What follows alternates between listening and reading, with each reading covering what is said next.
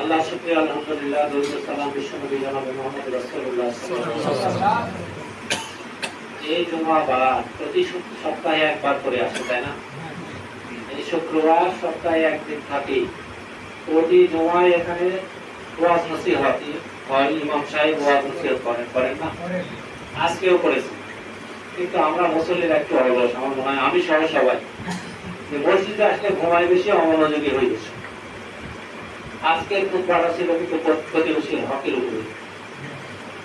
আসলে যে আলোচনাটা হয়েছে, আলোচনাটা যদি আমরা আমাদের জীবনে বাস্তবায়ন করতে পারি, তাহলে আর এই যে বিভিন্ন পেশার মীমাংসার জন্য এটা বসা লাগে, আর এটা পালন করা দরকার। কারণ আল্লাহ রাসূলের সরাসরি নির্দেশ, আল্লাহর হুকুম, অনুরূপ আরো হুকুম আল্লাহর আছে। আমি ছোট্ট যে একটা কথা আপনাদের বলবো, আমি আপনাদেরই সন্তান।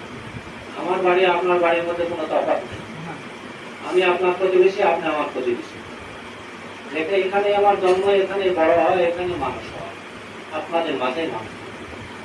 সুতরাং এই মাঝগ্রাম খামারগ্রাম এই এলাকার জন্য কোথায় কি করতে হবে, এটা মনে হয় আমার নতুন করে দাঁড়ানোর দরকার। সব রাস্তাঘাট, পথ, বাড়ি ঘর, এখানে আমার সব কিছু এই জায়গায় অনেক পারে, আমারও পরিচিত। তো আপনারা দোয়া করবেন, দোয়া চাই। আমি আসলাম, দেখলাম বন্ধু একটু চালাক, তো বন্ধু একসাথে করতে মন্টু বই মন্টু দেখতেছি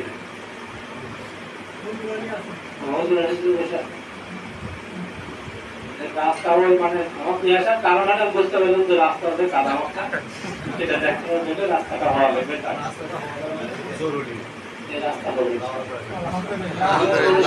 তাড়াতাড়ি হয়তো হতে পারে যদি আল্লাহ কবুল করে। রাষ্ট্রীয় দায়িত্ব এটা আসলে আপনারা সবাই জানেন যে আমি রাজনীতিবিদ নই, কোনো জটিল মেধা আমার মাথায় নেই।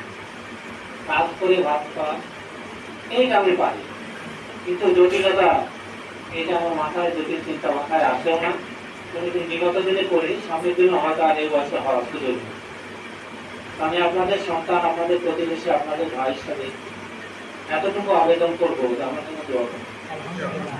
আমার দ্বারা যেন কোনো অপরাধ সংঘটিত না, তবে রাষ্ট্রের আইন